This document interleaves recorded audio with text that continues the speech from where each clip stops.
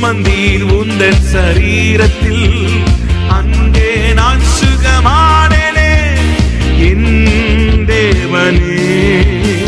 சிலுவையில் எந்த நோய்களை சுமந்தீர் உந்தன் சரீரத்தில், அன்றே நான் சுகமானேனே என். மீண்டுமாய் சொல்லலாமா? சிலுவையில் எந்த நோய்களை சுமந்தீர் உந்தன் சரீரத்தில், அன்றே. விசுவாசத்தோடு சொல்லுங்க, என் தேவனே. யெகோவா